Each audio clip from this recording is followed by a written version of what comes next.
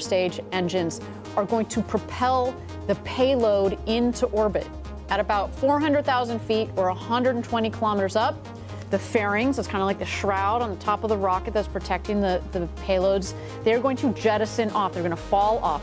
The payload at that point, ESCAPADE, the two twin satellites, are going to deploy at about 33 minutes into flight. So there is kind of a gap between the point where we separate the second stage from the first stage, and after it's had two burns to where we deploy the two satellites. And ESCAPADE is really a pair of satellites, and they're going to technically deploy 30 seconds apart. And then at about 38 minutes into flight, that's when our Viasat tech demonstration will turn on. So there's a lot of great things and a lot of exciting things happening today with NG-2. There it is on the pad, the booster so appropriately named Never Tell Me the Odds. And Ariane, earlier, I kind of misspoke. I said we're ready for terminal count. I'm ready for terminal count. You're so excited. You're like, let's fast forward here. The energy is so good. That is coming up shortly at about the T-4 minute mark. But right now, we're at L-8 minutes and 45 seconds. And we know we have a lot of people who are looking to the skies today. And this is obviously one of my favorite parts of a rocket launch. It's actually watching the rocket launch. So let's dive into where you can see New Glenn across the skies. We've got a cool graphic that kind of explains where you'll be able to see it across the American Southeast. So within about 60 seconds of launch, New Glenn is going to be visible across all of the Space Coast. Oh, and then within a minute and a half, NG-2 will be visible as far inland as Orlando. So anyone who's at any theme parks is going to be like, oh! There she goes. Yeah, that's right. So then within about 2 minutes, people on the west coast of Florida will be able to see our launch. And then right around 2.5 minutes, our friends in Georgia will be able to get a peek of NG-2. And then 3 minutes in, viewers as far north as South Carolina is going to be able to make out our rocket. By the 4-minute mark, people in both southeast Alabama and southern North Carolina will be able to see NG-2 in full view. And people who are really excited to see that, of course, are the people here at Rocket Park, our very own Eddie Seifert. He's out with our crew. They're pumped, they're hyped. They have the best view of the launch pad right here in Rocket Park. Eddie, I gotta know, what are people saying right now? How is it feeling out there? Well, there's two overall messages, Ariane, Tabitha. Number one, we're proud of the work we've done. Number two, this team here is grateful. They're grateful that we've been able to work here, that we've been able to work on this mission, that our families and our friends support us on this mission. And we're just excited to launch a rocket today, to get to Mars, and then to land GS1. And Eddie, you know, your nickname is Engine Eddie. Yep. Not a lot of people know. He actually helped lead the test stand for the BE-4 engine down in West Texas.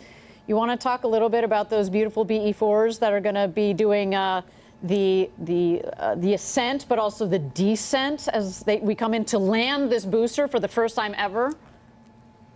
No, thank you, Ariane. A quick shout out to the folks at Launch Site 1 in West Texas at the Geek Stand, the Zeke Stand, and the Veek Stand. I really miss being out with those folks because we get to test rocket engines every day, right? So BE-4 is a medium performing version of a high performance architecture, and the teams at the test stand have been squeezing out more thrust, more performance, and so we're going to see some of that here today. For BE-3U, it actually started with our BE-3 engine that flies New Shepard. Then we upgraded it to 160,000 pounds of thrust. We actually flew it at 174,000 pounds of thrust for its first flight. And so that upgrade path is going to continue. And we're very lucky that we can test at our test stand in West Texas, at our test stand at Marshall Space Flight Test Stand 4670 in California, and that we can test like we fly so that we're fully confident going into today's mission. Awesome. Thank you, Eddie, for that. Tabitha, I'll just say it's a big day for the BE-4 because not only is New Glenn launching today, 7 of these BE-4s, but United Launch Alliance is our customer. They also have a launch today. Not today, BE-4s are not flying with ULA, but we want to give our customer there a shout out for their launch as well. Well, speaking of customers, let's talk about ESCAPADE for a second. We have just enough time. We're awaiting that final terminal count coming out at T-4. But ESCAPADE is a pair of these twin satellites, and it's doing something really unique, something that it hasn't done. I had the opportunity actually earlier to talk to Dr. Joe Westlake. Earlier in the week, I got to talk to Dr. Nikki Fox, and two big things happening that have never happened before. We are launching in a window that you would normally not launch in to make it to Mars. Normally, you have this tight window that you have to launch in, but right now those satellites are going to go up, and they're essentially going to go into this kind of coast phase until it's time for them to launch. And the second thing, for the first time ever, two different satellites are going to be orbiting Mars and learning more about the atmosphere, and that is going to get us into such a special place when it comes to what we understand about the Martian atmosphere, eventually sending, of course, more robots and eventually humans to Mars. So very exciting to have ESCAPADE and NASA be our customers today for NG-2. All right, so finally, it's that time I was so excited about, to listen in for that final go, no-go poll as we move through the final steps before launch and we inch towards terminal count. Let's listen.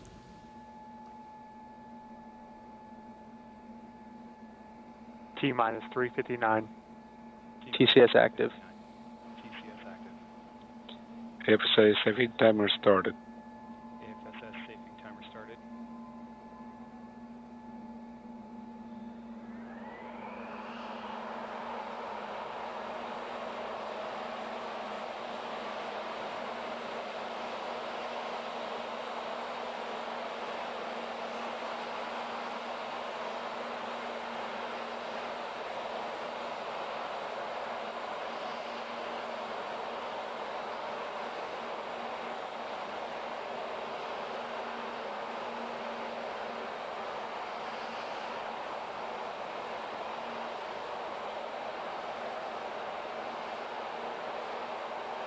News for you.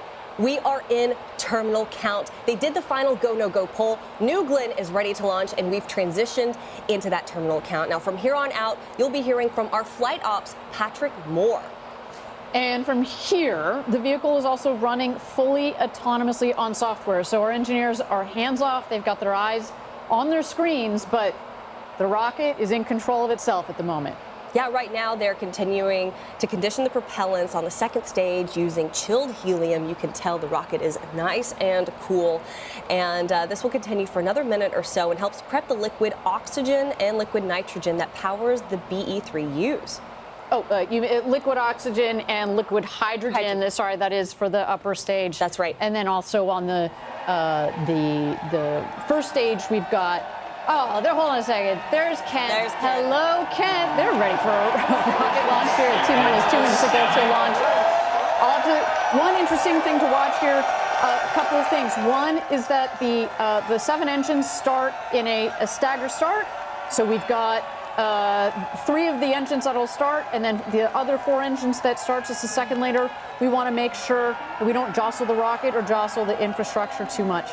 The other thing, the thing that you will visibly be able to see that we are go is when we start that big water. You see the big water tower on your left? That's right. We are going to flood the base of the launch pad with the water. It helps dampen the vibrations and the heat because, again, we want to make sure that we protect the launch pad, but also the rocket itself here. And a huge shout out, of course, to Van Horn, to Kent, to Huntsville, Alabama, and our friends here at Rocket Park. We are now, I have gotten the notification, we are on internal power. This is so exciting, Ariane. This is the moment. So that means we've transitioned from ground power to the vehicle's own internal power. We're getting really close here.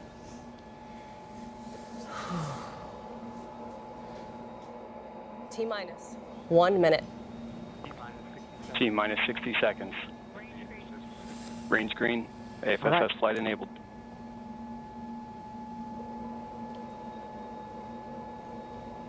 Hydraulics are started up on the forward and aft. That's right. You might start to see the engines gimbal a bit here. They're going to move back and forth, make sure they are nice and clear. And we're going to wait here for the big water. Let's turn it back over to mission control. Let's light this candle. Go, New Glenn. T-minus 30 Now seconds. tell me the odds. Can't wait to see this booster back on Earth. GS1 hydraulics internal. GS1 at flight level. GS2 at flight level. Hold.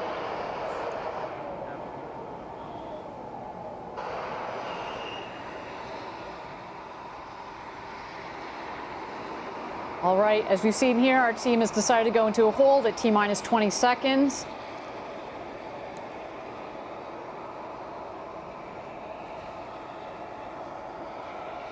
Let's wait to learn just a little bit more here.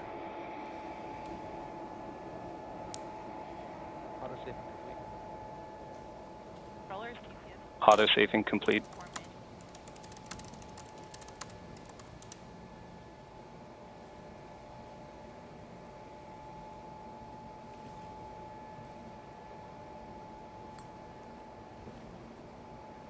Thank you again, everybody. If you're just joining us, we are awaiting here NG-2, the second mission of New Glenn. We're at T-minus 20 seconds.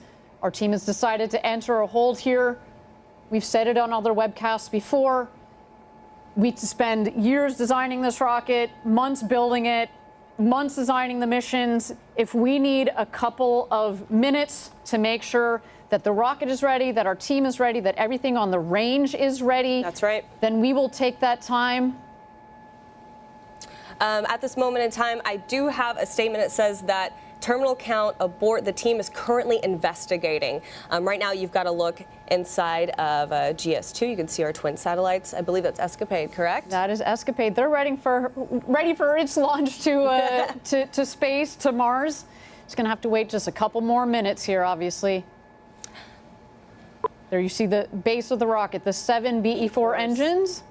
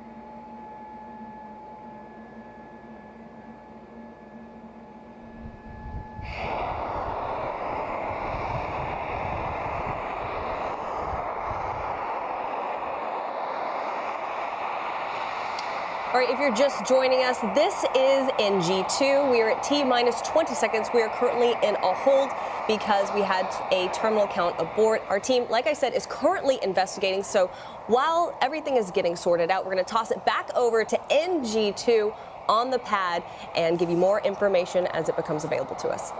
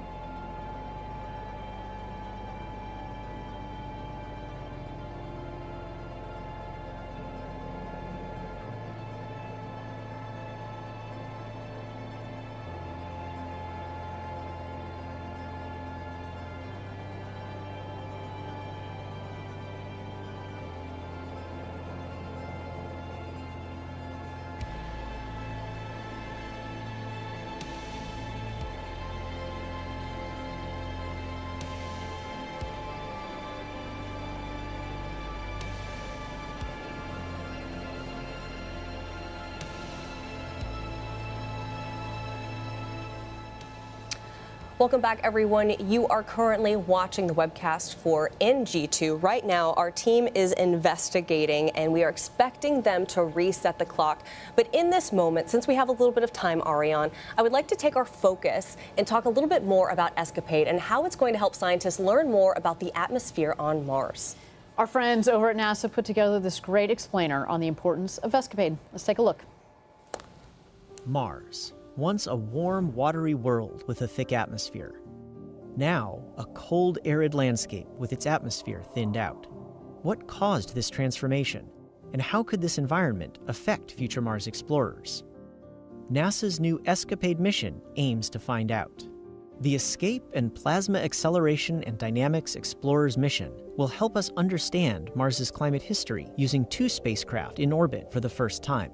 ESCAPADE gives us what you might call a stereo perspective, 2 different vantage points simultaneously. This will allow us to really make measurements we've never made before. The mission is studying the planet's real-time response to the solar wind, a relentless flow of particles from the sun that have stripped away the Martian atmosphere. ESCAPADE's twin spacecraft fly in 2 different formations to see how Mars responds to the solar wind in both time and space. The first formation allows ESCAPADE to observe rapid changes in the Martian atmosphere caused by sudden variations in the solar wind. When we have 2 spacecraft crossing those regions in quick succession, we can monitor how those regions vary on timescales as short as 2 minutes up to 30 minutes.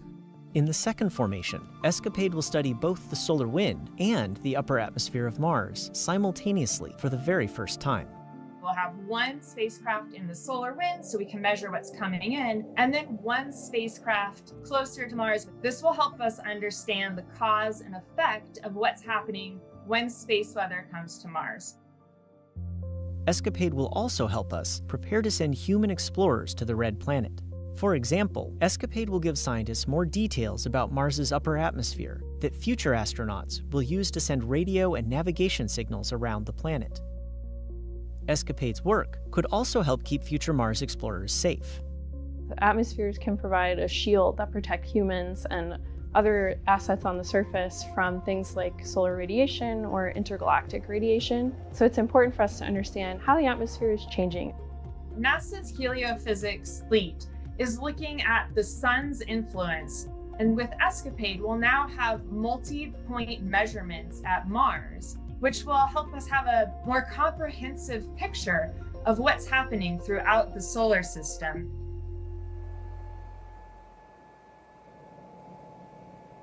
Yeah, just fascinating what ESCAPADE, what these 2 satellites are going to figure out. And ironically, wouldn't it have been so cool to have these 2 satellites up there right now? Earlier this week, obviously, we had a couple of solar, some solar flares. That's right. That came off of the sun, what we call coronal mass ejections, and it has just, we had to play it extra safe for our customers because it can, essentially, if you don't do it right, it can fry the electronics on the satellites, right? So if we had launched, and we were prepared to launch, if we had launched but then put the satellites up there and then it can't deploy its solar arrays, the computers don't turn on, you can't just go up there and pick up the satellite and repair them. Like, that's why this is those 2 beautiful satellites called Blue and Gold, NG-2, after the UC Berkeley colors. So that is why we decided to take a little bit of time. But as I said, can you imagine what these 2 satellites would have been able to observe if they were already in, the Martian orbit? But for the future, they're going to be up there and taking plenty of data in to be able to do analyses, of course, for our friends at NASA and all of us that are helping build future missions to go to Mars, both for robotics, satellites, but also, fingers crossed, one day for humans. That's right, Ariane. So if you're just joining us right now, you are looking at New Glenn NG-2 out there on the pad. Let's take a moment, toss it back over to the rocket while our team is investigating an issue.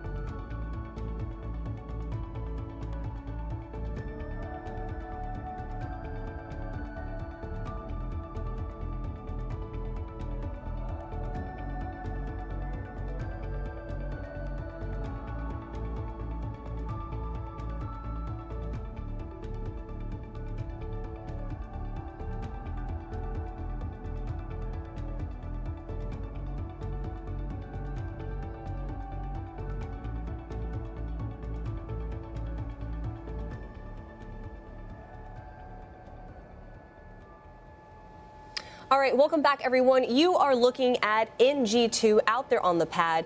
You might have noticed we have reset the clock at L-minus 27 minutes and about 15 seconds to go. We are recycling and resetting the clock with a new T0 of 3:45 p.m. Eastern Time. Now, while we have a little bit of time and you see New Glenn out on the pad in all of the New Glenn glory, that rocket is, we have to talk about what is sitting in GS2, and that is ESCAPADE. Now, I actually had the opportunity and the honor to catch up with Dr. Joe Westlake to talk about solar weather effects and how that can affect satellites and what we can expect from the deployment of ESCAPADE.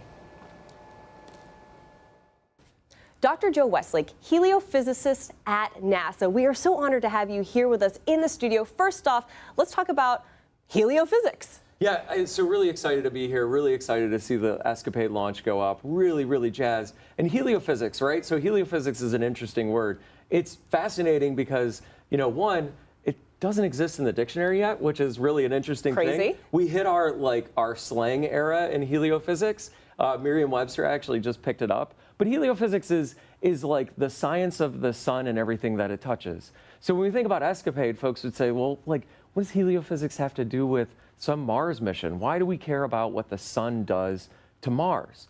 Well, you know, ESCAPADE is a space weather mission. We're going out to ensure and protect the space weather effects on Mars, on our astronauts, on our spacecraft that are there at Mars. And as we saw over the last couple of days, space weather is kind of a big deal, It certainly is. Can you kind of talk about how space weather affected our launch? Yeah, so hopefully folks over the last couple of days got to see some really pretty, like, light. The Aurora Borealis, as they call it. Just incredible, right? Stunning. You know, we saw across the U.S., even down here at the Florida at the Space Coast. Space Coast, yeah. Right, we saw red aurora sat over top of our rocket. And that's really cool, like, that's a pretty light show. But what that really means is that the magnetosphere is kind of angry, right? It's got a lot of energetic particles that have come in from the sun, right? A coronal mass ejection came in, multiple coronal mass ejections came in from the sun, and they pushed into our magnetosphere, creating, you know, space radiation that can cause issues for our spacecraft, which, of course, you know, in the early days of any mission, they're a little bit fragile, right? It's sort of early days. We want to get the solar arrays deployed. We want to get the mission up and ready to go and safely out to Mars. And those early activities are really critical for us. Certainly. So for people who don't know, tell me a little bit more about the heliophysics tied in to ESCAPADE. Yeah, so, you know, when we go out to Mars, right, we're looking at how space weather, how the solar wind, how these coronal mass ejections and flares impact the Martian atmosphere, how they impact Mars as a system, how they impact and change how, you know, atmospheric escape happens at Mars. Because Mars doesn't have the same atmosphere that we do here on Earth, right? Absolutely, absolutely. And that's always been a big question, right? When I look at the difference between our beautiful planet here on Earth and the water and the oceans and other things, why is Mars so different, right? There's a great question that relates to how Mars's atmosphere has escaped over the years, over the decades, over the millennia.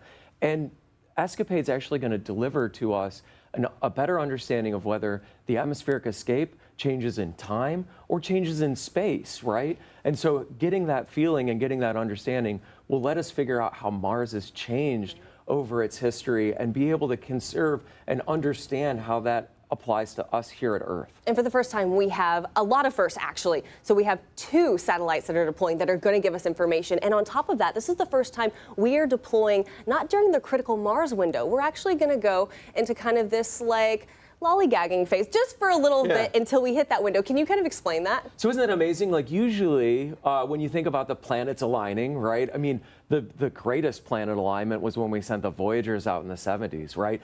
All the planets have aligned. We've gone and done the grand voyage, right? But as you go to Mars, every 2 years a window opens up where you can make the most efficient trip to Mars. And all that means is that Earth and Mars are in the right spot of the trajectory or the right spot of their travel every year to where you can actually get from one to the other. So once every 2 years, we line up and we make this, you know, it's like how many Mars missions can we get off the ground in that one window? In that little window, yeah. But one of the great things, one of the innovations that we're doing here with ESCAPADE today is we're actually going to send it outside of that window. We're going to send it outside of that window because we can put it into a very benign, safe parking orbit and let it sort of hang out, loiter, hang out near us here at Earth. So we can make some measurements about the space weather here around Earth, and we can prep for those spacecraft to then, with their own propulsion, get themselves out to Mars when that window opens. We always talk about how, you know, spacecraft are, frankly, the safest out in space, right? There aren't earthquakes or hurricanes or other things to worry about when they're out in space. And plus, we always love to have amazing data that come down from our spacecraft, almost no matter where they are. Certainly. And what's interesting is we're sitting here in 2025, but this mission is really going to take, I mean, it's 5 years when you also count all the way to when we're going to get the data that starts to come back, right? So 2025, around 2027 is when ESCAPADE will actually be at Mars, and then it starts kind of being reoriented. Is that my understanding? Yeah, we have a couple of different orbit scenarios with ESCAPADE because we have different questions, right? So one of the questions is, I want to be able to follow, have a leading following orientation of the two spacecraft, and I want to see how things are changing in time by doing that. But then we're also going to spread them out in longitude, so like east-west. And we're going to try and fly them somewhat side by side. But then we're going to ask questions that are like, okay, what's the inside the Martian atmosphere versus the outside? And there's a lot of dynamics and other things that we can do with these, you know, really two very capable spacecraft that we're sending out to Mars. And another cool thing about your job is you get to work with Dr. Nikki Fox. I was able to grab her into our webcast the other day. Yes. But today's a special day for her, right? Yeah, it's a really special day. So, you know, when we talk about having rockets and lighting candles and other things, you know, this is her birthday. So we get to light a candle today. I think it's going to be really amazing to be able to, Quite the birthday candle. Obviously, we're not going to blow it out until we get ESCAPADE up and moving, but quite the candle, and it's amazing. Well, let's send it off to Dr. Nikki Fox. Happy birthday, Dr. Fox, and go NG-2. Yeah, excellent. Go New Glenn, go ESCAPADE, and we're just so jazzed to be here. And we're so grateful to have you as a customer. Thank you so much. Thank you so much. Heliophysicist, who knew? Not in the dictionary, and he gave us so much good information, of course, on why we're affected by essentially that solar weather. So right now, you are looking at New Glenn on the pad as we await the launch of NG-2, L- about 20 minutes. But let's take it back over to our very own Eddie Seifert, who is with employees right here at Rocket Park at the best spot to watch New Glenn take to the skies. Eddie, how are things over there? Hey Tabitha, hey Ariane, we are on top of the world. That's certainly what it feels like on this momentous occasion. And you know, I changed up the view a little bit. Behind me, you see Lunar Plant 1. That's our newest building at Rocket Park. Now, Rocket Park sits on 250 acres of what used to be an orange grove. That was pre-2016. Since 2016, we've added 2.5 million square feet of production space. And our newest building, it's building the lunar landers that are going to help NASA and help Blue Origin return to the moon, this time to stay.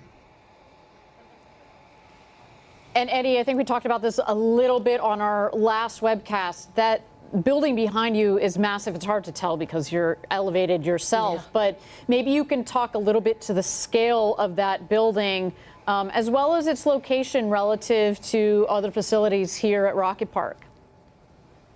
That's right, Ariane, if you're ever driving on Space Commerce Way, you'll see it. You'll see just how massive it is, right? If I'm standing on top of the world and that building's even taller, it's tall enough to house the 16-meter tall lunar lander, which is twice as big as the Mark 101 Pathfinder that we're going to launch to the moon later this year. When that lunar lander lands on the moon, it will be the largest lunar lander to have ever landed, and we're just going to get bigger from there. So we're very excited about Mark 1 later this year or early next year, and then Mark 2 to return humans to the moon, this time to stay. And you mentioned the co-location.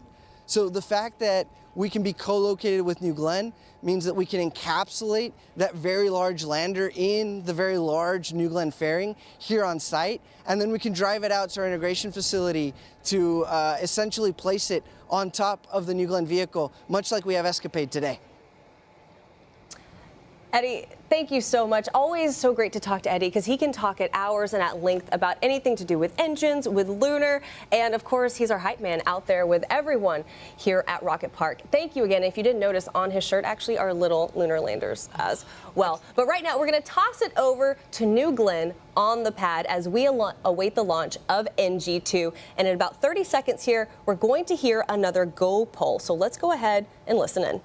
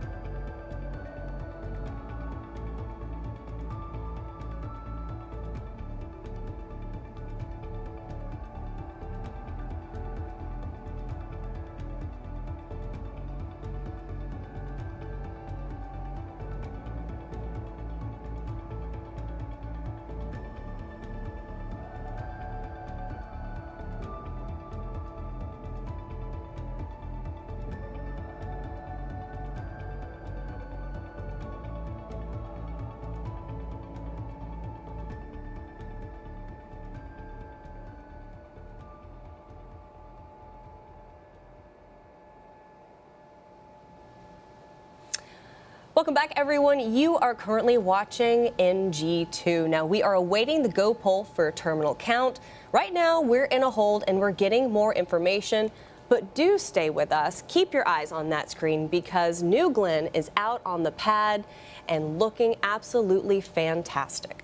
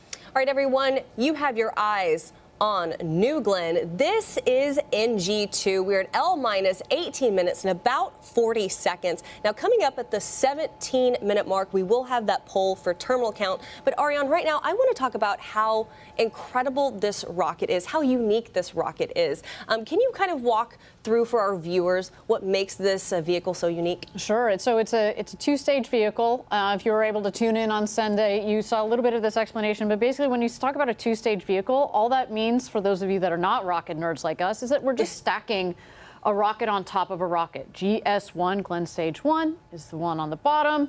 It pushes Glenn Stage 2, the rocket on the top. And then on top of Glenn Stage 2, GS2, you see that shroud in there. That's the payload fairing. In the payload fairing today are our payloads, NASA's ESCAPADE, the 2 satellites. But what makes this rocket so special? We're going to land the first stage. The first stage is reusable. And what's cool about this first stage in particular is, we've had our New Shepard program, our suborbital program. We've learned so much from that rocket program. And there's actually some interesting similarities between the two, but also some differences. Up here, you see that we've put we call them now the forward fins at the top. Those help with the directional capability. New Shepard also has those. But this one, we also have the strakes. We want to be able to essentially fly this rocket back home and relight the engines. So it's a beautiful rocket. I cannot see it do its thing this first time in just a couple of minutes here. I know, and at L minus 17 minutes, let's listen in for that go poll for terminal count.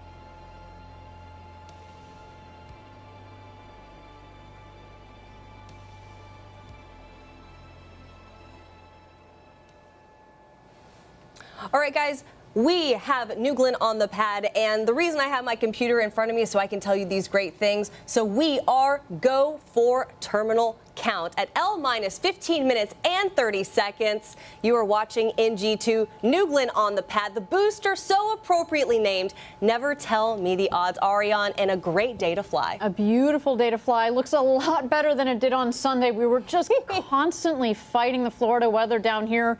It would be sunny, and then it would be rainstorm, lightning, and then it would be sunny again. It was a lot going on, but today is a beautiful, beautiful day to fly. So as you mentioned, we're now at L minus 15 minutes to go from New Glenn's second launch. And Tabitha, you recently had the chance to chat with our CEO, Dave Limp, about NG-2, today's mission, and what this mission means for science and for our company. Yeah, you can see Kent right there on your screen. Hey, guys, giving you lots of love right here from the desk. Also thinking about our guys in Huntsville, Alabama, Van Horn, Texas, and of course, right here in Rocket Park. Now, when I got to talk to Dave, not only did he share his message to the more than 10,000 employees here at Blue Origin, some of which you see on your screen, but also how important NG-2 is to focus on for our customers. This is a really big moment for Blue Origin. Can you tell me how NG-2 compares to NG-1? Yeah, I think NG-1 was obviously our first mission. There was lots to learn, and we did learn a lot, and unbelievably successful in that we made our goal, which was to get to orbit. This time we're going to be a little bit more ambitious, and we want to not only get to orbit, but we have our first paying customer this time with ESCAPADE and get them off to Mars. That's the first part of our goal, and then the second part of the goal is to land the booster out on Jacqueline. And if we don't, we have more over here in the factory that we're building, but we're going to give it our best shot. Never tell me the odds is pretty fitting for this booster. We are taking our second attempt at landing it for the first time. How are you going to feel if we land it? Well, I certainly will not channel my inner C-3PO. I will be very ecstatic. I would be on pins and needles up to that point, but it would be a huge achievement for the team and for Blue. I think that we have a good chance, but if we don't, like I said, we can build more, but I will be over the moon if it happens.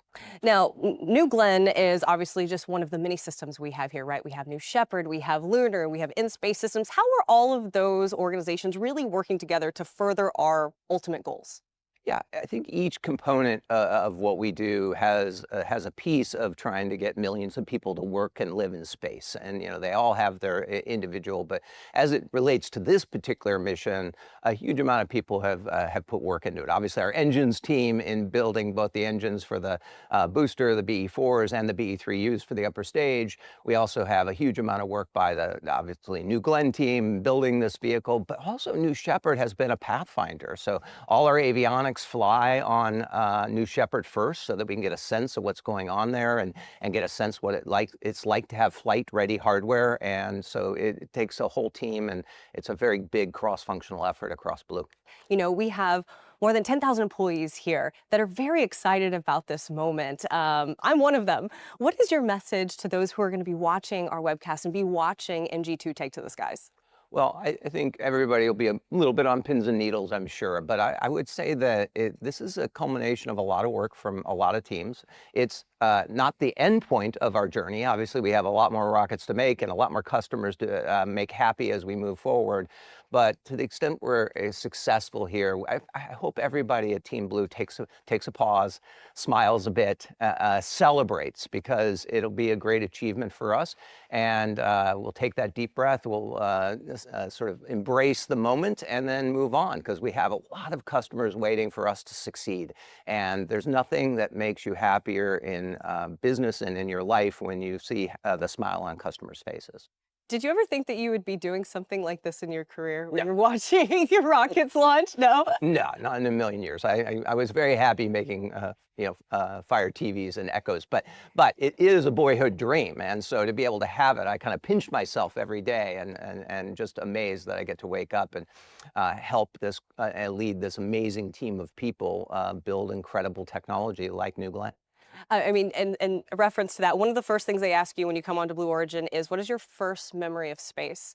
What is your first memory of space? Yeah, I have a lot of pictures. It turned out my third, fourth, and fifth birthday, I have these old Polaroids of the cake, and they all have rockets on it. I was enamored with rockets as a kid, and never took the path where I thought I'd be running a rocket or a rocket company. But it turns out that it was very early in my life that I had a lot of love for it. And we're so grateful to have you here at the helm. Dave, thank you so much for your time. I appreciate it. Yeah. Obviously, so great to get to talk to Dave, especially when we're kind of on the edge of this historic moment. But like he said, no matter what happens today, we have lots of hardware behind us already in the works. And it's a great day for Blue Origin. And we're so proud of everyone who's been a part of Team Blue up until this point. Absolutely. And you can actually see the difference even between now, today and Sunday. They're getting ready to work on, looks like this one is going to be the next forward. We've got another forward. We've got another aft over here. So we've got a lot of rockets that are coming down the line. But we're just feeling pretty good about, cautiously optimistic. We know how difficult this is. I'm going to lose my mind if we land this booster today. But as we mentioned, we've got other hardware coming down the line. Yeah, and landing the booster, it's no easy undertaking. Now, our team, including myself, recently had the opportunity to spend a day at sea with our Jacqueline crew and learn more about the operation of landing and securing the booster. A live look at Jacqueline right there. Now, this is an operation and a moment that will change the course of Blue Origin history. Check it out. The Jacqueline is the landing platform vessel where New Glenn will come down, land, and we secure it and bring it back in. She's 380 foot long, 150 foot wide, and she's a self-propelled vessel. We are the recovery side of the operation. This is where GS-1 is going to land, and actually that feather is a center point. We have to leave 4 days before launch. We check all our equipment, and we ensure that everything is working, everything is fully functional. We transit for 300 to 400 miles, depending on how far the landing location is. And once we get there, dynamic positioning allows the thrusters on board here will hold this in position within a range of about 10 feet. We'll have a couple small changes of Jacqueline's position. They're going to feed us new coordinates, right? So we might move 500 yards this direction, a little that way, but we're generally in the area. And right up to like 45 minutes or an hour before, that's our final position. When the booster lands, the ROV will come out. Once it's mated with the booster effectively, we'll start pumping high-pressure nitrogen into the booster, which will allow the detanking process to continue to make the booster inert and safe for us to operate around. These are the transit stands. These are what we actually use to secure GS-1 to the deck. Each one of these units is individually controlled. We'll have 6 different operators operating them out under the vehicle, and then we're able to lock out the stands, which basically rigidizes GS1 to the LPV deck and allows us to bring it home. The complexity of what we do out here is pretty important because we operate in such an isolated environment. We're hundreds of miles offshore. We're reliant on satellite communication. The one thing about working on the ocean and in the elements, we fight it. It never wants to work with you. The best you can do is just get along with it. I hope people understand how important reusability is to this program. Us being out here and allowing us to retrieve these vehicles and bring back and reuse them, we reduce the cost, we reduce pollution. My favorite part of being Team Blue is how everybody works together as a very cohesive group. This is really, really rewarding just to kind of see everyone marching together towards one successful landing operation.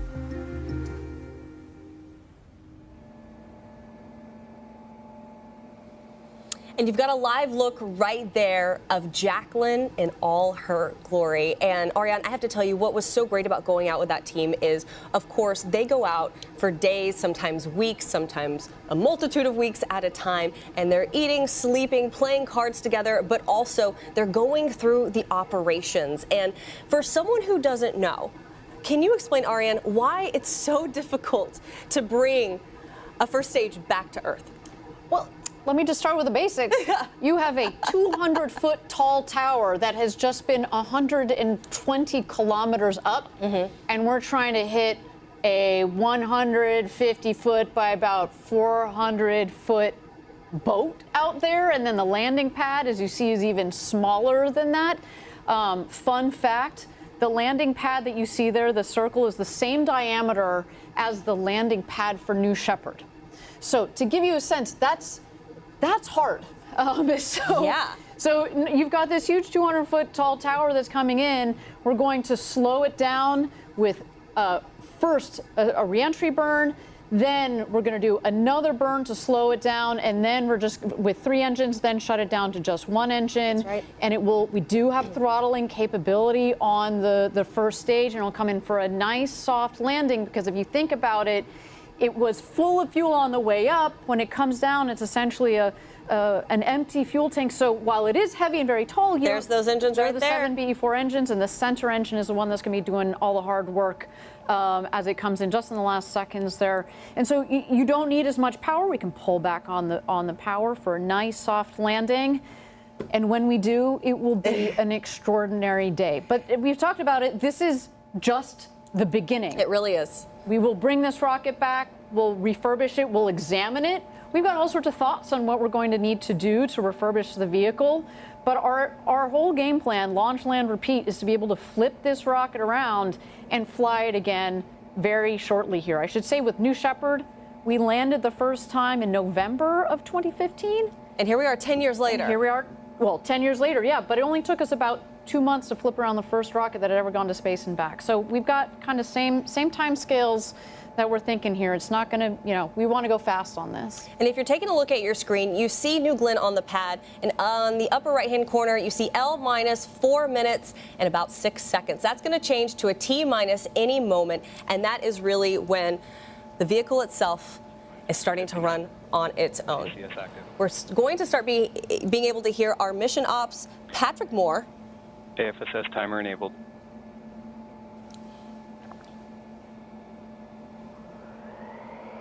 Terminal count system is active. From here on out, the vehicle is running fully autonomously on software. Disengaged.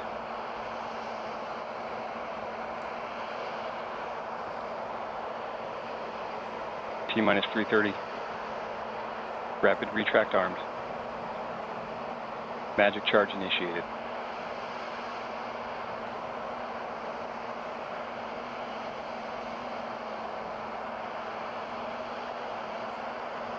How exciting here. We're ticking down in 3 minutes. We're going to launch this vehicle to space. We're going to put 2 satellites on their way to Mars, and we're going to try to land that booster for the first time. So exciting, and a big props to our launch control team that has managed to do a recycle on this vehicle. We want to fly today, Tabitha. Oh, there are the cheers, yes! The energy is palpable. Our launch director, Megan Lewis, she's in the control room now. I know this is an exciting moment from her. There we have employees from all across the United States. This is Huntsville, Alabama. Big shout out to our teams there. And of course, GS1 pre-press HQ, start. Ken Washington, we Ken see you. Washington. All right, rocket going through its last GS2 motions still here, pre-press start. making sure the tanks are pressurized to their proper flight levels. That's right.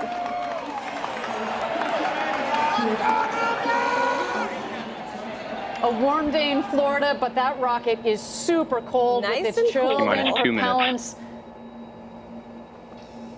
T-minus 2 minutes to go. LNG on the first stage, liquid hydrogen and liquid oxygen on the second stage. New Glenn looking beautiful. And there you go. Beachgoers with a great view. What makes this place so special down here on the Space Coast? A day on the beach, but you can sit there because our pad is so far south. A spectacular view for everybody here in Cocoa Beach. Now we've transitioned from ground power to the vehicle's own internal power. I mean, we are getting close. Aria, hold my hand. I'm getting really excited. There are those BE-4s, 7 of them, ready to take New Glenn. 3.85 million pounds of thrust combined. T-minus 60 seconds. In just 60 Range seconds green, here, as AFSS mentioned flight before. enabled. We will light 4 of the engines, then 3 of the engines, just about a second or 2 off for a staggered start. You'll see the big water deluge, and that's when you know that it's game on. I love hearing all those sounds. You hear the power up. You certainly do. And with that, you'll see that water any second now. Let's turn it over to launch control. Let's go, New Glenn. GS1 hydraulics internal. Never tell me the GS1 at flight odds. level. GS2 at flight level.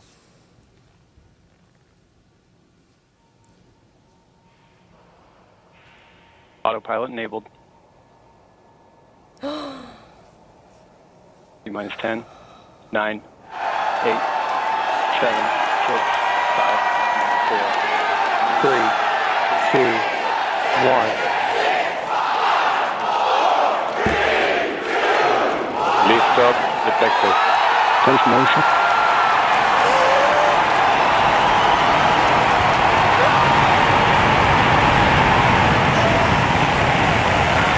New Glenn has cleared the tower. New Glenn has cleared the tower! Go, way to go! Still seeing 7 good engines. 30 seconds into flight.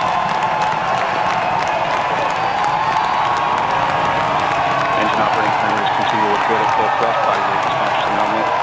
40 seconds in. End of low strakes now level. 50 seconds into flight. Continue to see good engine operating parameters. All set. 4 engines.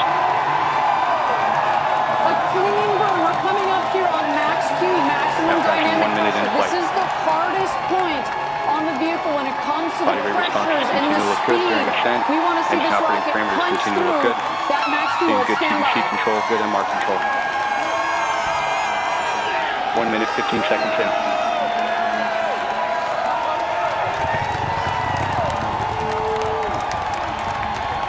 Now passing Mach 1, New Glenn is now supersonic. Supersonic! And we can hear the 1 minute, 30 roar here. seconds. Engine operating parameters continue to look good at full thrust. Max Q, maximum dynamic pressure.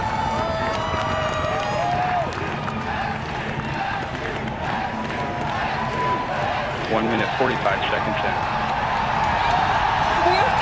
All 7 V4 engines continue to look good. Body rate's nominal. Seeing good control on MR and TDC. Acceleration profile nominal. Now passing 2 minutes into flight. BE-4 is unreal.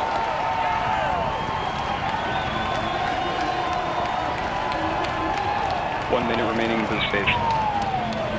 All right, 1 minute remaining in boost phase. You heard our team say. Then we'll hit MECO, main engine cutoff. That's going to lead to a sequence of events. We will separate the first stage from the second, and that's when the first stage is going to begin its journey back home. We're going to see if we can land the booster separately. Of course, we will get the second stage off and going with the NASA ESCAPADE satellites on board on their way to Mars. Trajectory continues to look good, seeing good data quality coming down from the vehicle. Body rate response Great to hear phenomenal. that good data quality. All 7 engines continue Looking to look nominal.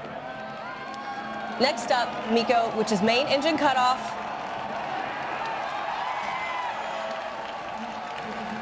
The cheers are real. You can hear them all the way in here. And we have MECO. And we have MECO. And we have good stage set. We have good stage separation. And we have ignition on stage 2. Both engine parameters look good. Ignition. Oh, you see the 2 rockets there. Body rate stamping out nicely.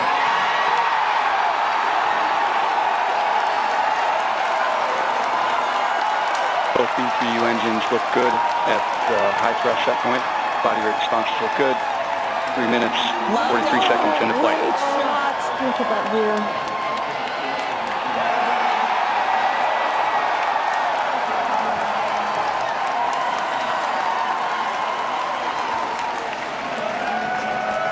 We have good indication of payload fairing jettison. Both B3U engines continue to look good. Body rate response phenomenal. Seeing good data coming down from both stages. Great data. We're 4 minutes into NG-2.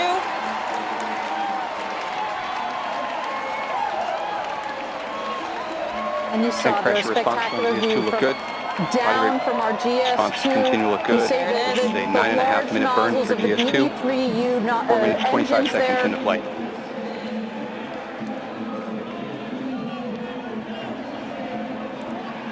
Wow. All right, at 9 minutes is when we're expecting the first stage to touch down on Jacqueline.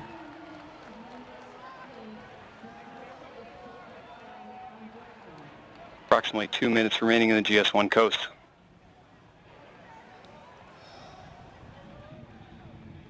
Thank you again, everybody, for joining us for NG-2. So far, a nominal mission. GS2 is now 320 kilometers downrange, traveling at 2.8 kilometers per second. Trajectory continues to look good on both stages. Clean separation, clean fairing right down the middle of the range jettison. track. Engine operating parameters on GS2 look good. Sounds like our GS2 is having a beautiful ride. The NASA ESCAPADE satellites are exposed to space right now. And we've got GS1 coming down for landing GS2 body at rate T phenomenal. plus 9 minutes.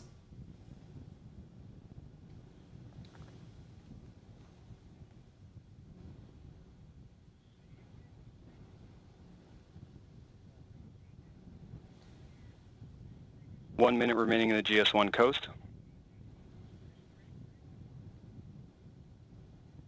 Continue to see good data coming down from both GS1 and GS2. Body rates on both stages look good. The B3U engines look good. Everything looking good, looking nominal.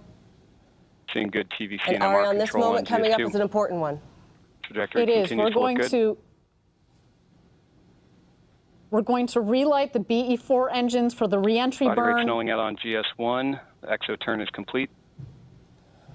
There you go. It's about 300,000 feet, less than 100 6 minutes, kilometers 30 up there, seconds into coming flight. in for a landing on the Jacqueline, 375 miles offshore, waiting for the first time to land And Blue standing by for Origin's GS1 New Glenn ignition booster shortly. on the Jacqueline.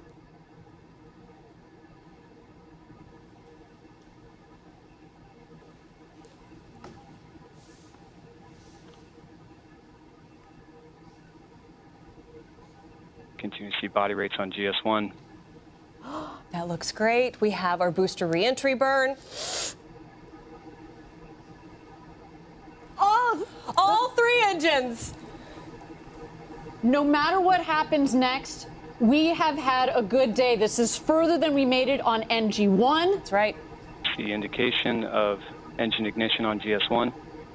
Continue to see good data from GS1. About a minute and a GS2 half engine parameters look good. is when we would see. Confirm engine cutoff. Never on tell me GS1. the odds. Return to Earth. You 7 see it in minutes, kind of 40 seconds horizontal into flight. position. We've got the strakes on the base of the booster, which give it lift. So we can basically fly this booster. Of course, we're using the forward fins as well, plus some of our reaction control system to, as well as the gimbling GS1 on the now passes beating forward 30% max engines Q. to turn 8 minutes the rocket into flight. accordingly. On here, it starts to tilt GS1 down. now halfway 1 in its minute to planned go. burn. GS1 systems, Less than GS2 systems 40,000 continue to look feet. good.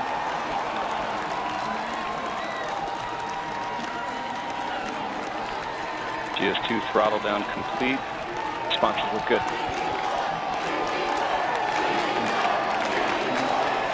Eight minutes, 20 seconds in flight.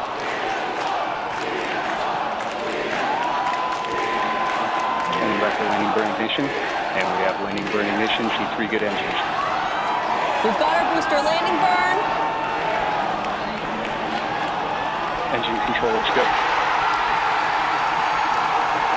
Of course those clouds are there. 8 minutes, 43 seconds in flight. Legs deployed. Now down to one Great engine shot burn. from our booster. Standing back for touchdown.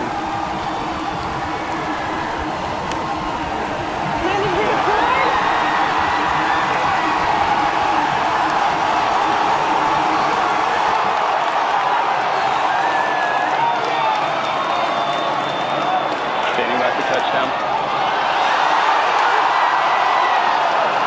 Touchdown to the party.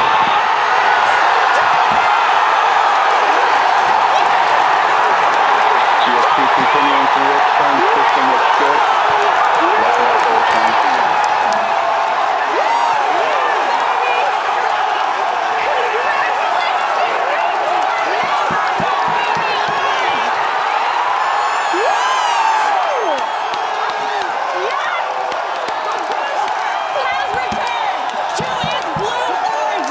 GS2 systems continue to operate well, just continuing to its planned burn.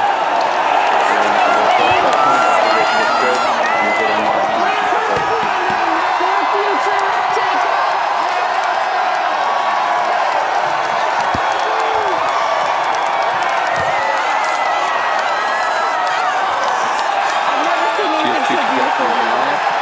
right down the middle of the racetrack.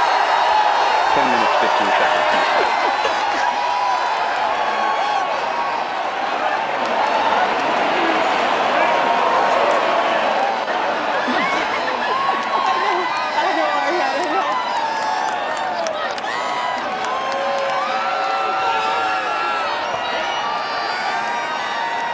Congratulations, Team Blue. You did it. Now passing 10 minutes, 40 seconds into flight. GS2 trajectory continues to look good. Body rate's phenomenal. Tank pressures look good. Engine operating parameters look good. GS2 is now 1,600 kilometers downrange, traveling at 5.9 kilometers per second. On the right-hand side, GS2. On the left-hand side, you have our booster, our Less new than Glenn 2 minutes booster. now remaining to Never Pico. tell me the odds, right there on the Jacqueline in the middle of that feather. Absolutely incredible. Congratulations, guys. A landed orbital rocket.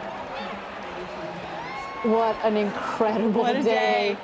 for Blue Origin, for the space industry. GS2 systems continue to look good through its burn.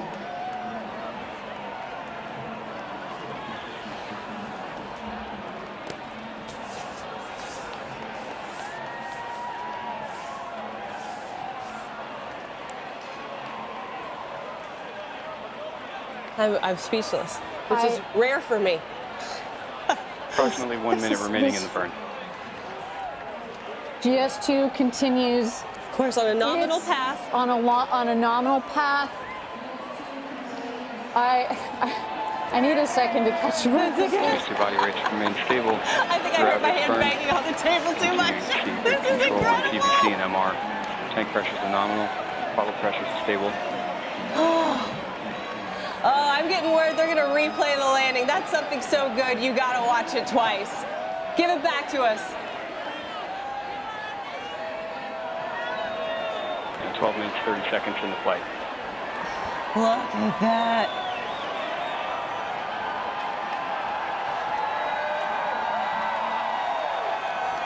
Beautiful. Standing by for Chico 1 shortly. Landing Perfect.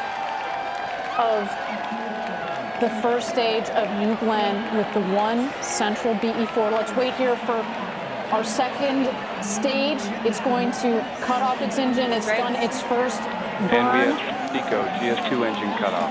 Seco 1. Yeah. Seco 1 is confirmed. GS2 right down the track. Damping out nice. Currently in the coast phase. We have one for two so far on our two objectives for our second mission of New Glenn. We have landed the booster for the first time ever. And next up, in about 20 minutes here, we are going to separate the blue and gold satellites of NASA's ESCAPADE mission. Of course, the most important thing of any launch is making sure you get your payloads where they need to go. And there's our team in Ken. Hey guys, that's right. Oh, I see the celebration. Huntsville, thank you. Thank you for those beautiful engines. GS2 systems are operating nominally as the vehicle is in its first We coast. love you too, Huntsville.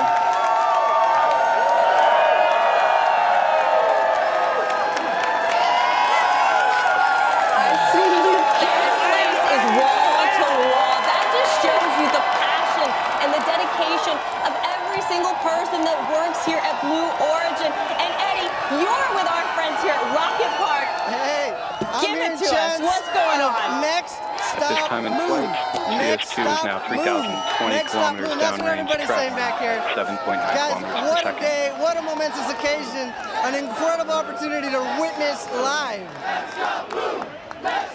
Eddie, I'm going to be honest with you. It's so loud around you. They're chanting so loud, and rightfully so. I'm having a hard time hearing you. But you got to tell me, what is this moment like for you, Eddie? You've been here a long time.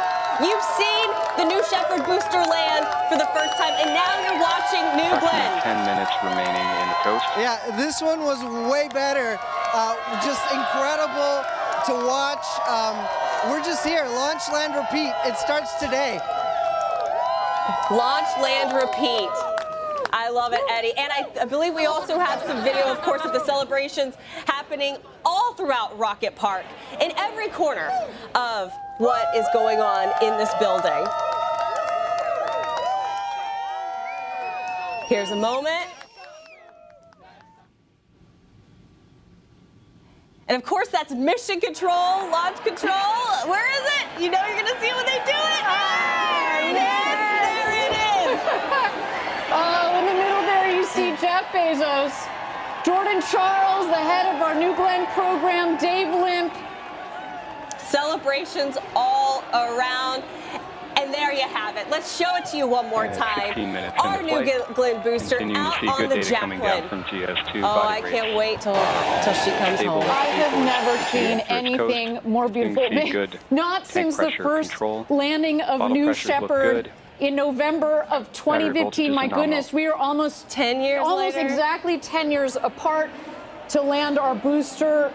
Just incredible. And now we're watching here. We've got a map here on the left. That's our stage one that, of course, made this beautiful landing on the Jacqueline, 375 miles off the coast. And what you're seeing there in the center of your screen, GS2 with NASA's ESCAPADE satellites on board. We're waiting. We have about another 16, 17 minutes until we deploy the two satellites. That's right. First the blue, then 30 seconds later, the gold to give them some space.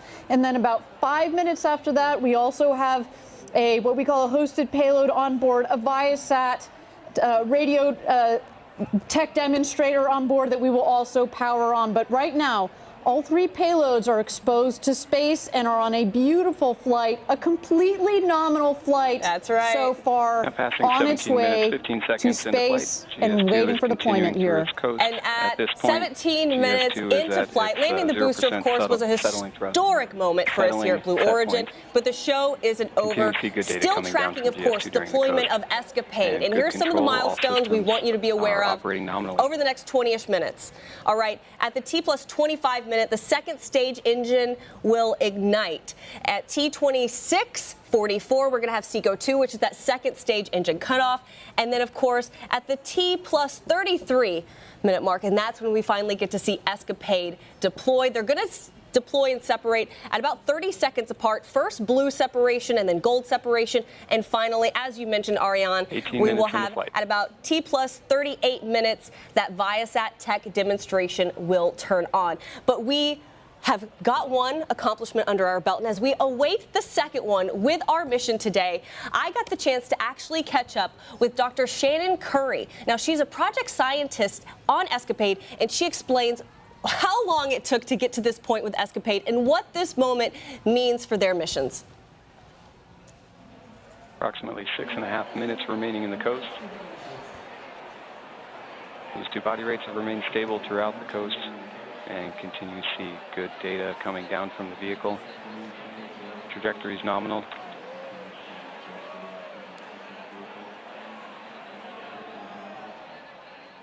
Shannon, can you kind of explain how ESCAPADE really encapsulates the past, the present, and the future? Yes, especially working with Blue Origin. What ESCAPADE can do is tell us about what happened at Mars billions of years ago. It used to be habitable with oceans and lakes of water, but then something happened to its atmosphere. All of that water evaporated and dried up, and now we have this desert that it is today. And that brings us to today, which is that if we understand Mars's atmosphere and what it's doing, we can help protect future assets, especially not just robots landing on the surface, knowing how they enter that atmosphere safely, but it's not an if, it's a when humans actually go to Mars, and that brings us to our future. And so ESCAPADE, working with a company like Blue Origin, is going to change how we get to Mars and how we protect our assets there, our robots and our crewed flight. What is the most exciting part about being a part of this project for you? So the thing I'm the most excited about is that this is going to change how we go to Mars. So we've never done a mission like this at NASA or really in any other part of the world. And using all of these commercial sectors where we're pushing the envelope and we're doing incredible kinds of technology to get low cost, high risk science and get our taxpayers the best bang for their buck, you can't beat that. So can you dive in a little more and explain how both commercial and academic now just partnerships past 20 minutes lead to into something flight, like less than 5 minutes Absolutely. remaining in the coast. The academic environment means you just get to think for a living. You get to think of these ideas, and this is where the theory comes in. But then the commercial partnerships, these are the experiments. And we are now these seeing are the people tank who make pressures it happen. increasing in preparation all for of the our next burn. dreams in academia, all of our dreams at universities happen. And NASA then enables that. So you have this like perfect 3 points of this like pyramid to do incredible and great things at places like Mars. How long has this project been underway? I mean, when did the first idea for ESCAPADE come about, bringing it to today?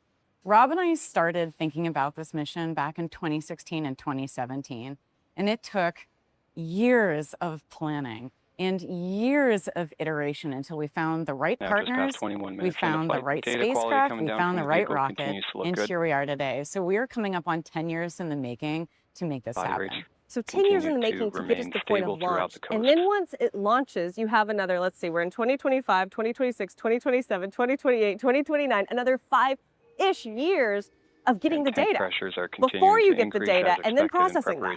5 years of science to me sounds like heaven. So I think for some folks waiting is hard, but for the science team, we are ecstatic. We will take every single bit of data that we can get. And again, with working with our partners, being able to get all of that data and enabling this incredible opportunity to explore not just Mars, but actually the entire trajectory there, that's science waiting to happen.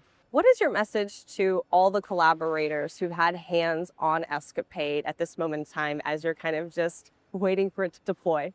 to all of our collaborators, 3 minutes remaining thank to you engine from the ignition. bottom of my heart. We're so excited. We can't wait to work with you, and we're going to totally change how we do things at Mars. As we get ready for launch, my final thoughts are go Escapade, go Blue, and we're so happy to be here. And we're so grateful to have you on the team. Thank you so much. Yeah.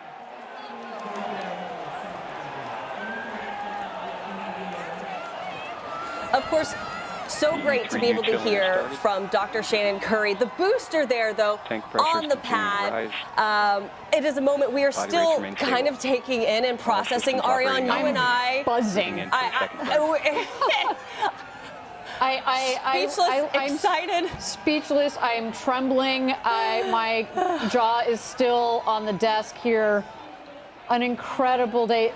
The star there. Right. The second booster of New Glenn. The stars, all more than 10,000 employees here at Blue Origin. If you guys aren't as in shock as I am, this team has done an incredible job. Absolutely. In the years, in the months leading up to this, in the minutes. There they are. There's the team. That's Kent, Washington, our headquarters. Wall-to-wall people, by the way. To see our launch control recycle like that, to see the team flip around the rocket from a valiant attempt on Sunday, dealing with solar weather that we haven't seen in years. Tank pressure profile. Working closely with our customers, especially with NASA. Thank you for your patience. And there's Huntsville, Alabama. Just an incredible, the epitome of teamwork all the way along to this moment to see New Glenn land. The odds. Under 1 minute. And if you didn't know, GS2 engine. that is what we have named this booster. It has been 10 years, as you said, Ariane, almost to the day. Almost to the day. Since we landed the New Shepard booster, and here we are in this incredible moment. And today, you and I talked about this earlier. Today felt like the day. We walked in, and this was it. It felt right. It felt right. I'll tell you, Tabitha, I was there for the New Shepard's first landing. And it was a much different. It was a much different Blue Origin. We had a couple hundred people. There were about a dozen or so of us off this back wooden porch with the radio, listening to launch control call the shots as we saw the New Shepard rocket come down a couple miles downrange with our naked eye. Right. And you lose New Shepard over the horizon, but you saw this billow of dust, and we heard touchdown, and it was this same roar, this elation. But today, as Eddie said, it feels so similar, but it also feels so different in the sense that pressures look good. Getting this rocket to space and to be able to reuse this booster is opening a new chapter for Blue Origin. It's opening a new chapter for the space industry. It's opening a new chapter for space as whole, as not just domestically but internationally, to have more rockets that can be reusable, to have competition on the market, to bring down the cost of accessing space so that our customers, whether it's NASA, whether it's our friends at Amazon Kuiper that have signed up, whether it's Viasat, we want to be able to share this with the world. And as our founder, Jeff Bezos, has said, you know, there's so many organizations that want to go up and access space and use those assets. And he, as an investor, he's seen so many companies that have come to him and said, well, that's nice, but all of these organizations die on the vine unless you can reduce the cost of accessing space. And by having another reusable orbital rocket to be able to do that is huge. I cannot wait to see what this rocket looks like when we bring her back into port in just a couple of days. Bring her back to our integration facility and get a look at this beautiful rocket. What a day. And as we take a look at GS2, right now we are approaching SECO 2, which is second engine cutoff.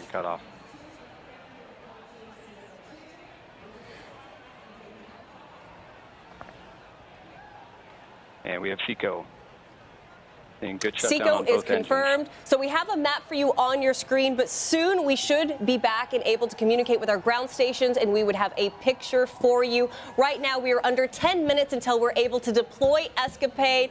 And if we do that, I mean, what a birthday gift to Dr. Nikki Fox. Yes. Final And coast two prior for to spacecraft two. separation. So far, I'm so glad we had a shot of our Huntsville, Alabama team. They have built beautiful engines, the 7 BE4 engines that performed so wonderfully on the first stage. And now, as we have heard, the 2 BE3U engines up in space had 2 clean burns, giving the ESCAPADE satellites a wonderful ride to where they need to go, setting them up on their trajectory to make it to Mars. And you know what? While we wait for this epic moment coming up with ESCAPADE, let's send it back over to Eddie Seifert with our crew here at Rocket Park. Eddie, I know the celebrations have already started, but of course, the show isn't over. We are awaiting the deployment of ESCAPADE. How are you feeling? How are they feeling? All operating nominally. Is everyone I know pretty excited about making mission number 1 check and mission number 2 coming up? Tabitha, Ariane, I don't know where to start. First off, it was pandemonium here and just a feeling of utmost pride and gratitude that we got to witness that. I had to step back because the party's ongoing. I can see it with my eyes. It's just years of hard work. You know, there was chants while we were doing the last session, and it was next stop moon. This is the beginning. Today is day 1. You know, at Blue Origin we say gradatum ferociter. This was a ferocious step. Yeah, that's to put it lightly, a ferocious step. I think I was screaming and banging on the desk.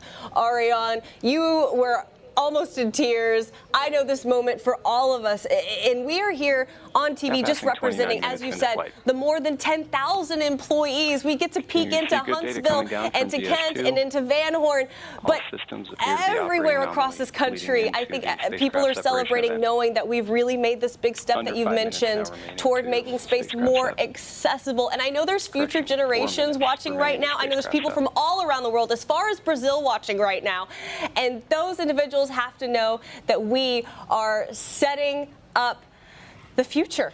That's the only way I know how to put it. We are setting up the future. Today was a monumental step for that. Well, you see, future generations. I actually got a photo from my husband who has my babies propped up and watching this. And I'll tell you, my 3-year-old, she just thinks that our rocket launches and lands. Oh yeah, that's all she's ever known. That's all she has ever known. So to be able to show her this live, now passing 30 minutes into I'm flight. super proud of being part of this team. I always have, and today is an extraordinary highlight. Eddie, you've been here along with me for 11 years. How do you feel? Well, no, congratulations. I mean, as you were talking about earlier, how we were sitting in the back porch of Mission Control in West Texas 10 years ago, almost to the day, and how far you've come. You know, your girls are looking at you. That's your rocket that landed today. That's all our rockets, but a special congratulations to you. That's our rocket, that's right. No, there's so many reflections that, go ahead. Oh, I was just going to say, you're right. You know, it's our rocket. It's such something that just brings our team together. I know we can't turn the camera around. I can't imagine why. But how are those celebrations still looking? How many people would you imagine are up there with you? Well, we were 500 plus strong, more or less, throughout the whole party, and the energy never abated through the first go-no-go pull for terminal count up to the first 20-second countdown, and in the recycle, the spirits were high. Eddie, the spirits are high, and they're going to continue. I can't wait to talk to you after this webcast, give you a high five, but you're looking at a live look. This is ESCAPADE in space, the twin spacecrafts that will be heading to Mars in 2027. For the first time ever, 2 spacecrafts at the same time are going to be studying the red planet. And also, for the first time ever, we're able to send this in kind of this in-between period. We didn't have to hit that exact Mars window because they're going to make their way to Mars on the right trajectory. And this is something completely unique for NASA and for us here at Blue Origin. Again, there's a live look at the Jacqueline, the booster. So aptly named, never tell me the odds, sitting so perfectly on that feather, unlike anything we've ever seen. And in the next minute here, you are going to see those payloads deploy. What a moment. Hopefully we'll get that live shot again. We had what's called an ESPA ring that's on top of the payload adapter, and they are on the payload ring, the ESPA ring laterally. So first the blue satellite's going to deploy. 30 seconds later, the gold will deploy, and then we also have the Viasat tech demonstrator at 38 minutes into launch that will also turn on.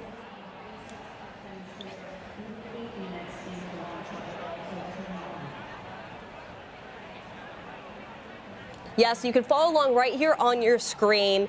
The telemetry there at the bottom. In the next 40 seconds, that is the moment where mission objective number 2 will hopefully be coming to fruition. Coming up on 33 minutes into flight. We're standing by for spacecraft 1 SEP shortly. Vehicle body rates are remaining stable, leading into the separation event.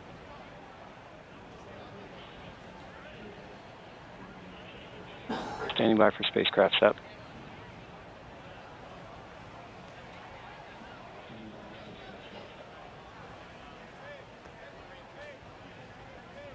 And we have good indication of ESCAPADE Blue spacecraft separation. We do have payload separation confirmed.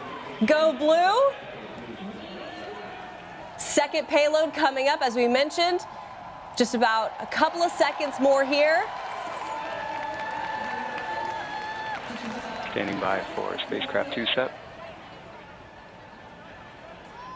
Oh, beautiful live shot from over 700 miles gold in space. Confirmed. And gold has separated.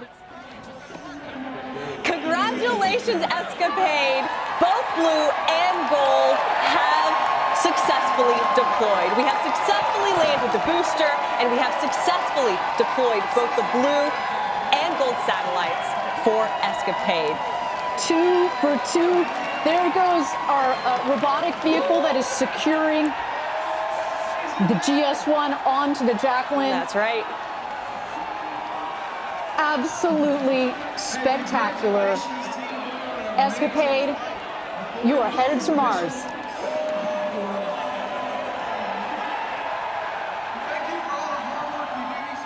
And so there you go, our automated robotic vehicle. To be very clear, we didn't clarify this earlier. There are no people on the Jacqueline right now. It's just that robotic vehicle that is going around the rocket, making sure that we definitely We're safing the vehicle. We're safing the vehicle and making sure that those landing legs are pegged down. The seas are nice and calm today. It was a rough ride the last couple of days out there.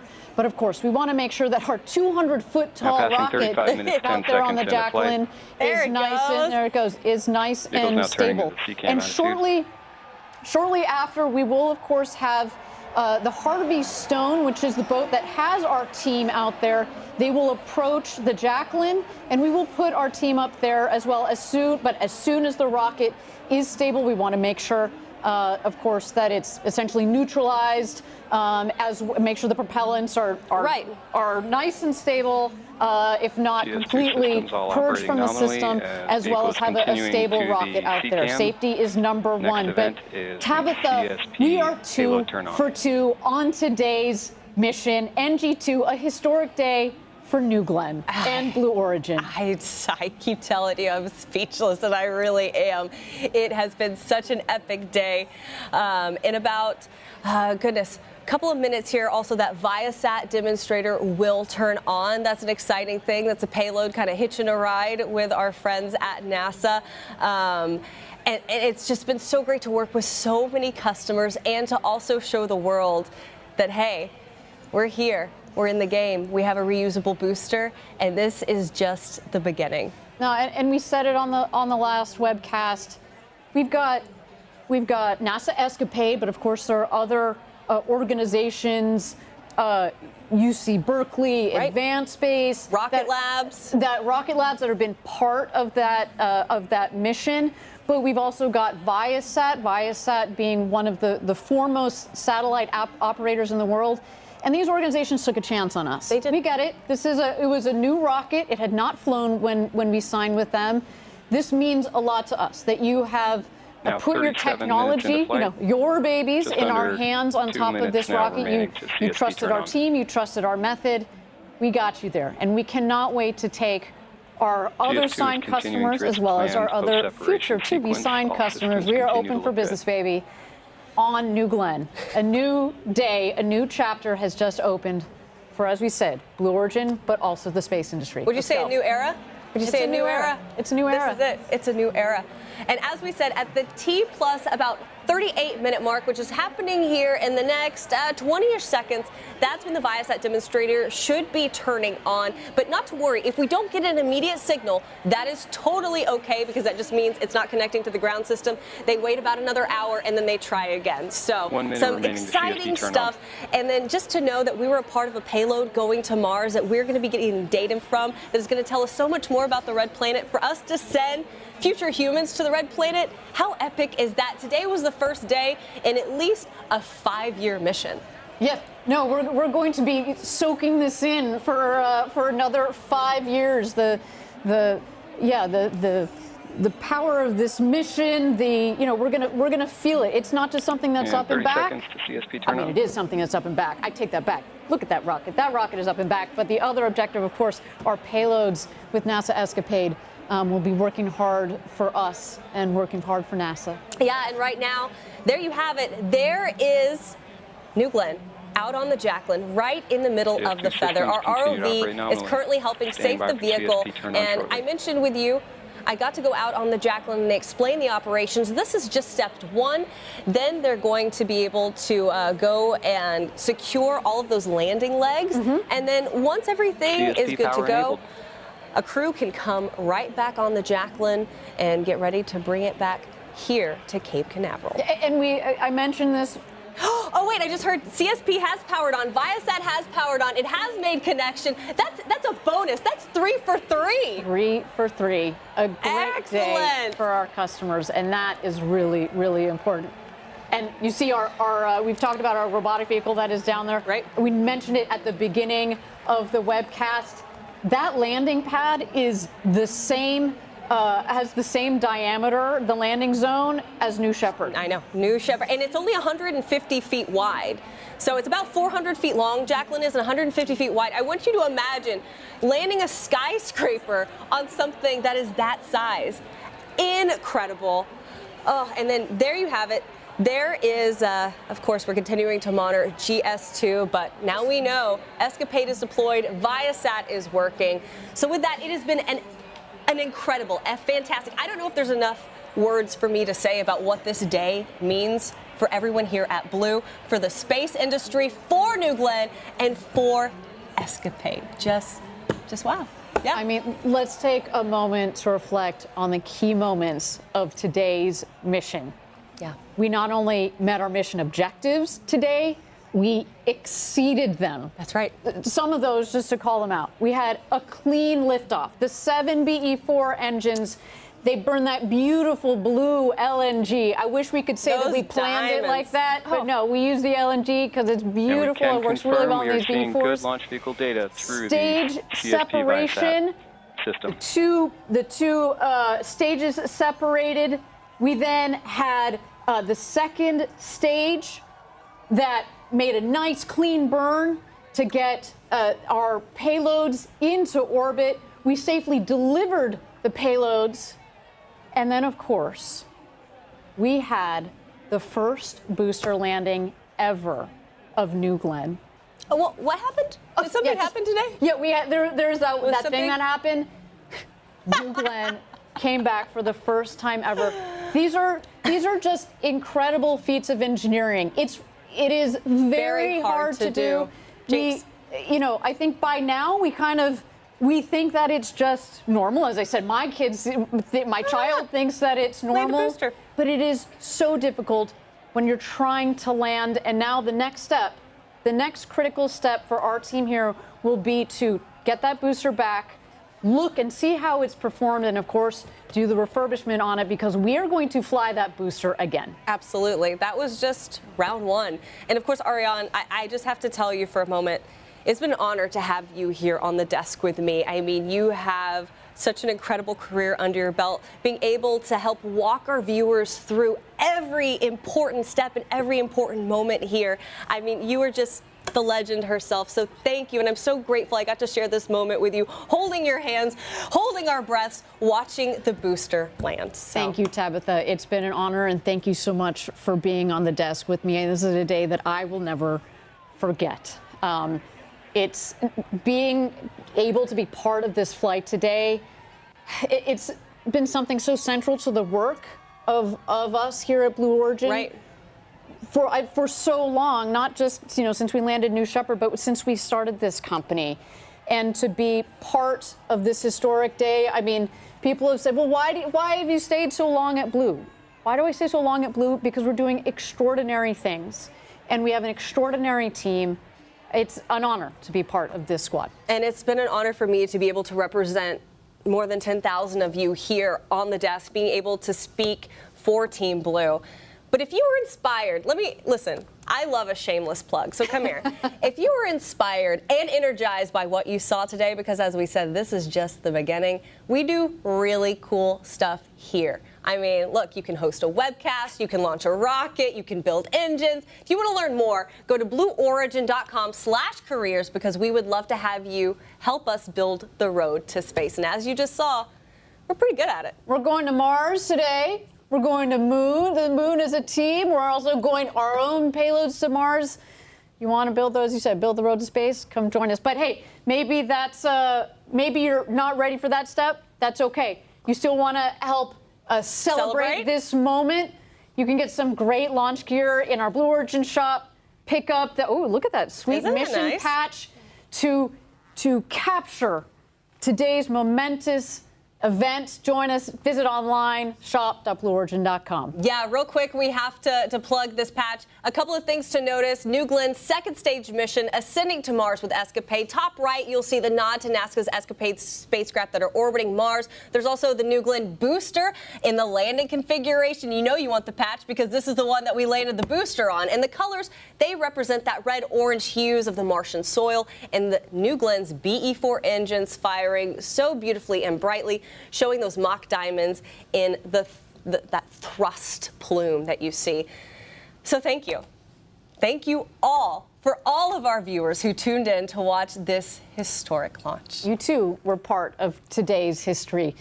And to the many people at Blue Origin who have spent years designing this rocket, building this rocket, testing it, getting it ready for today, we want to say thank you to you. We also want to say thank you to the FAA and to the range down here in Florida for supporting us, to the state of Florida, from the governor on down. Thank you. You are part of this team as well. This is going to conclude our second mission for New Glenn. The next era of space flight at Blue Origin is upon us. It feels so good to say that. Once again, my name is Tabitha Lipkin. For myself, Ariane Cornell, Eddie Seifert, and every single person here at Blue Origin, more than 10,000 employees, we want to say thank you, and we are going to see you on the next launch. Welcome to the next era for Blue Origin. Until next time, stay cool and gradatum ferociter.